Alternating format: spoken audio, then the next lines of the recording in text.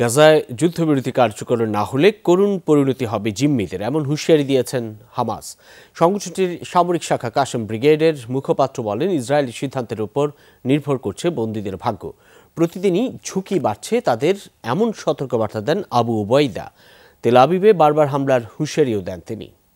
শ্রীলঙ্কা আবারও রপ্তানিতে শীর্ষে।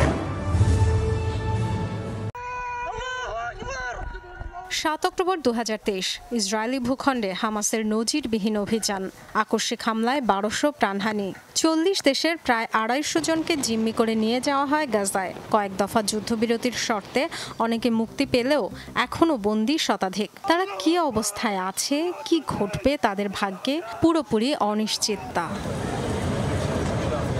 যুদ্ধবিরতি কার্যকর ও জিম্মি উদ্ধারের দাবিতে 1 বছর ধরেই বিক্ষোভ, প্রতিবাদে উত্তাল ইসরায়েল। এরপরও মিলছে না সমাধান। 7 অক্টোবর নিহতদের স্মরণে দেশ জুড়ে স্মরণসভা ও নানা আয়োজনের মধ্যে সরব ছিলেন জিম্মিদের পরিবারের সদস্যরাও। বন্দীদের মুক্ত করতে নেতানিয়াহু সরকারের ব্যর্থতায় তীব্র ক্ষোভ ঝাড়েন তারা। খুবই দুর্ভাগ্যজনক যে এখনো 2 ফ্রন্টে যুদ্ধ চলছে। হামাসের টানেলে শতাধিক জিম্মি আটকা পড়ে আছে। আমাদের নেতাদের দূরদর্শিতা ও কৌশলগত পরিকল্পনার অভাব রয়েছে, যা খুবই হতাশাজনক। কল্পনা করিনি 1 বছর পরও জিম্মিরা বন্দী থাকবে।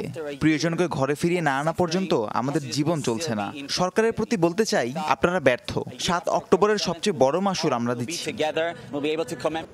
জিম্মিদের ভাগ্য নেতানিয়াহু সরকারের একটি সিদ্ধান্তের উপর নির্ভর করছে, এমন মন্তব্য হামাসের।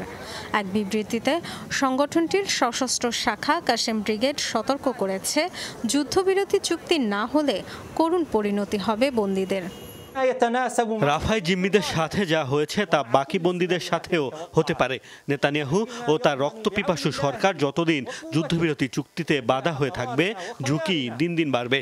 জিম্মিদের নৈতিক ও শারীরিক অবস্থা খুবই নাজুক। পরিত্যক্ত অন্ধকার টানেলে আটকে থাকতে পারে তাদের ভাগ্য।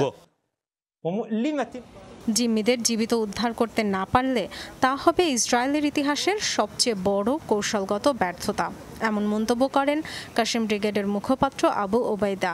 নেতানিয়াহু প্রশাসন আগ্রাসন বন্ধ না করলে তেল আবিবে বারবার হামলার হুঁশিয়ারিও দেন তিনি। Dorothy Tasrin, Jamuna news.